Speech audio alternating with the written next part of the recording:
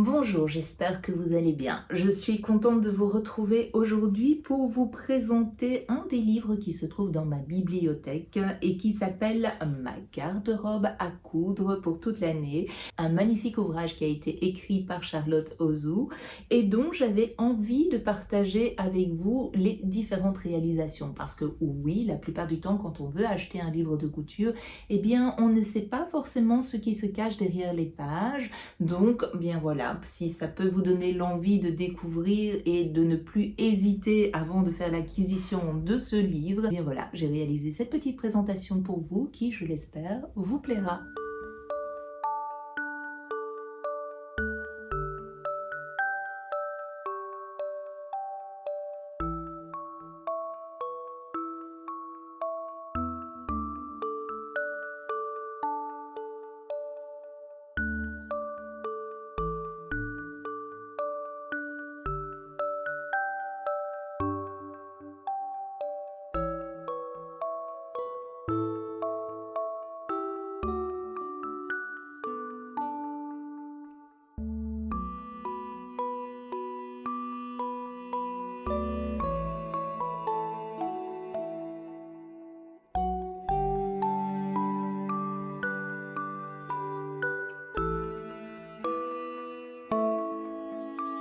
Voilà, j'espère que cette vidéo vous a plu. En tout cas, moi, j'ai pris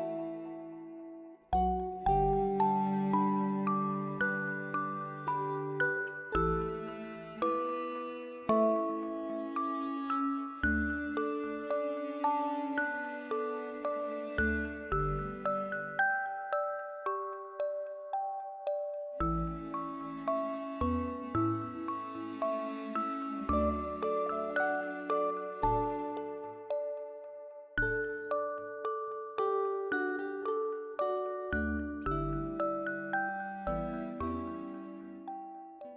Donc, voilà, j'espère que cette vidéo vous a plu. En tout cas, moi, j'ai pris beaucoup de plaisir à réaliser ce petit montage. D'autres livres, évidemment, vont suivre. Donc, par rapport à ce livre de ma garde-robe à coudre pour toute l'année, j'ai personnellement déjà cousu le manteau du mois de novembre, qui était une grande première pour moi, puisque c'était la première fois que j'apprenais à monter une doublure sur un manteau.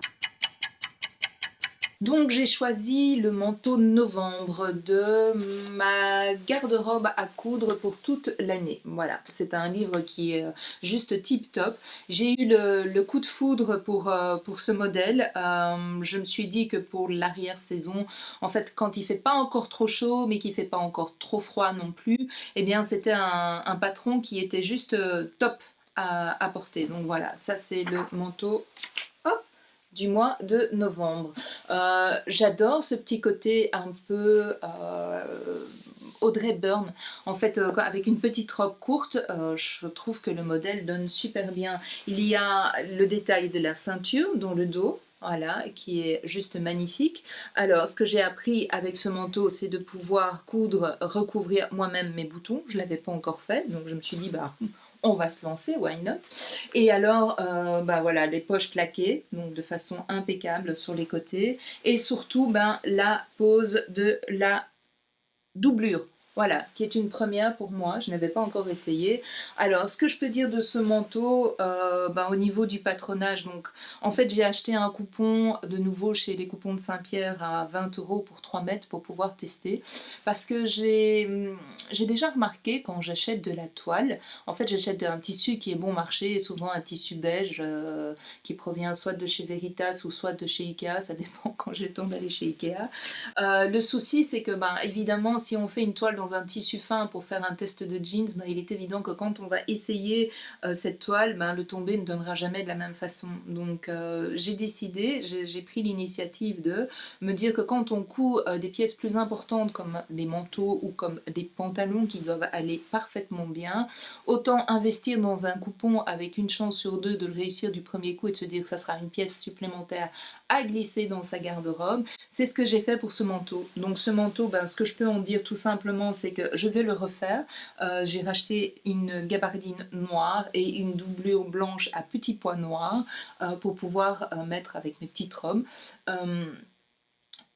Je vais le raccourcir, non pardon, je vais le...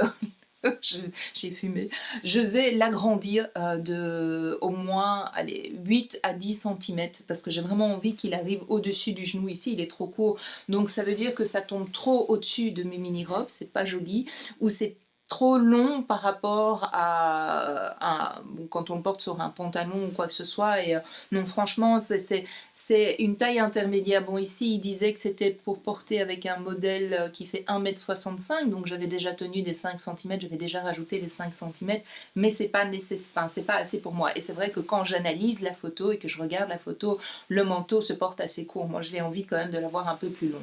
Et par contre, bah, de nouveau le même souci, je pense que je souffre un peu de dysmorphophobie parfois dans mes mensurations. J'ai visé un peu trop grand sur le bas. Je vais de nouveau le rétrécir et donc je pense que je vais vraiment partir sur une taille 42 qui va du haut jusqu'au bas, tandis qu'ici j'avais pris une taille 42, au bas j'avais pris du 44. C'est vrai que c'est un peu, ça fait un peu sac à patate, c'est un peu, comme le manteau tombe tout droit, ça n'épouse pas les formes du corps et c'est pas très joli en fait, même pour un manteau.